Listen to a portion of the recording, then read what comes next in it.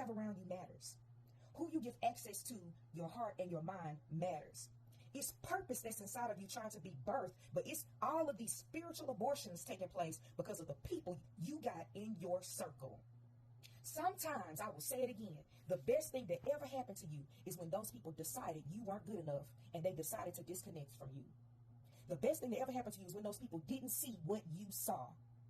All throughout the scripture in Genesis chapter 37, possibly in chapter 38, when we look at the story of Joseph, he is being sold into slavery. He is being lied on. He is being thrown into prison. He is being questioned. He is being tested. He is being put through the fire. He is walking through the shadow of the valley of death. He is in Lodabar. He is going through all types of pains, trials, and tests. And not once do we see him missing his family. Not once do we see him lamenting his life. Not once do we see him going through different avenues of depression like certain prophets did, like certain apostles did. All these different areas of the Bible where we are given insight into their mental and their emotional state. There was a prophet that said, Lord, I just want to die. Just take me. I can't do this anymore. When he was going through his situation.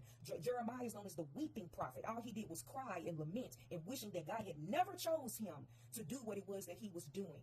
All of these insights that we are given. Jesus cried to where his tears became blood.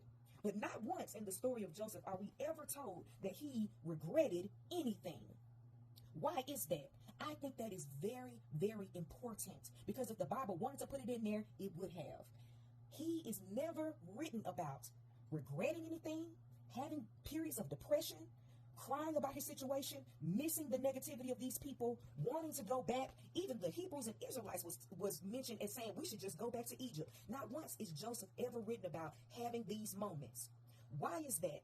I'm going to make a suggestion to you people. The reason why we don't see Joseph anywhere in the scripture wanting to go back, missing his family, regretting his dreams, wanting to say that maybe this is not right. Oh, I'm going through all of these trials. Finding strength in your struggles. He's never saying, oh, maybe this is not what the Lord told me. He has no period in scripture to where he is doubtful.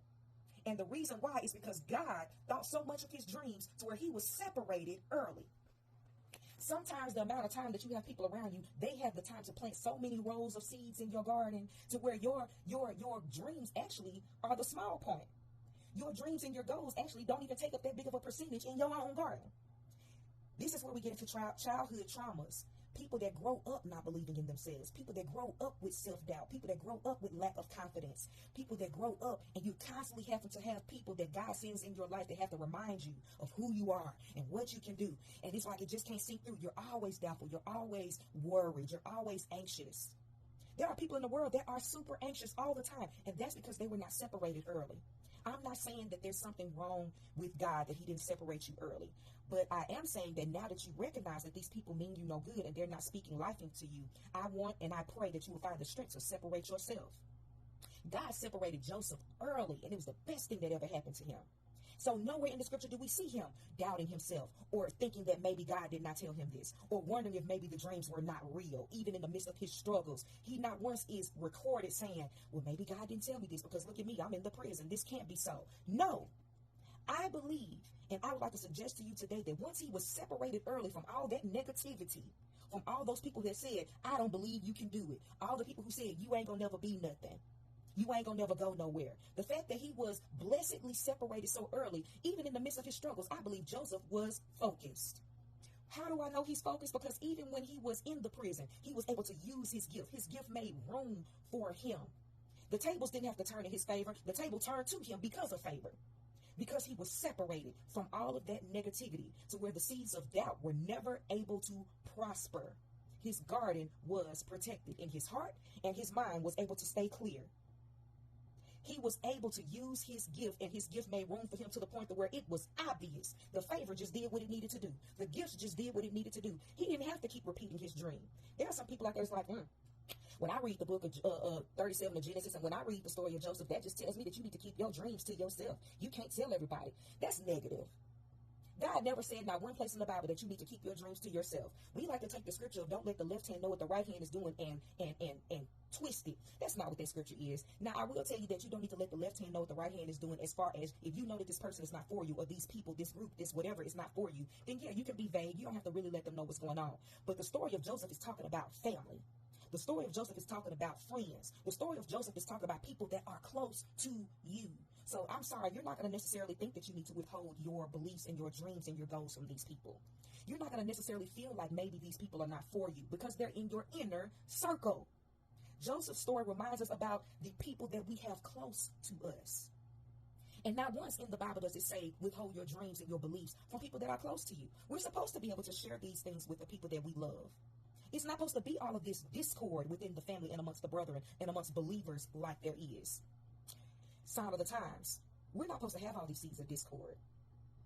So no, we're not supposed to be withholding from each other. We're actually supposed to be the ones motivating and pushing each other on, teaching each other about faith, giving each other inspiration, but yet it is not so. So I won't believe anybody who you just pop out and then all of a sudden you're saying this is what you were called to do and I've never seen any evidence of it. Not as a fellow believer, I won't. Because when you are pregnant, you see it. You might tell people at first, I'm pregnant, and they don't see no sign, but you just wait. After a while, you're going to start showing signs of your pregnancy. And anything that the Lord gives you is a pregnancy. Anything that the Lord has put inside of you is waiting to be birthed out of you in its season. So I'm sorry, there's supposed to be signs of whatever's inside of you. You're not supposed to be around here saying, I'm going to keep this to myself. I'm going to hold this in so that it can't be corrupted. God is the one that keeps it from being corrupted. You are the one that as you're growing in your knowledge and as you are seeking wisdom over the walk of your path and God is directing your path and you are seeking for God to lead and guide you, then you will start seeing who you need to separate from, who you need to be glad walked away from you, who you need to disconnect from. But he never says keep your gifts to yourself.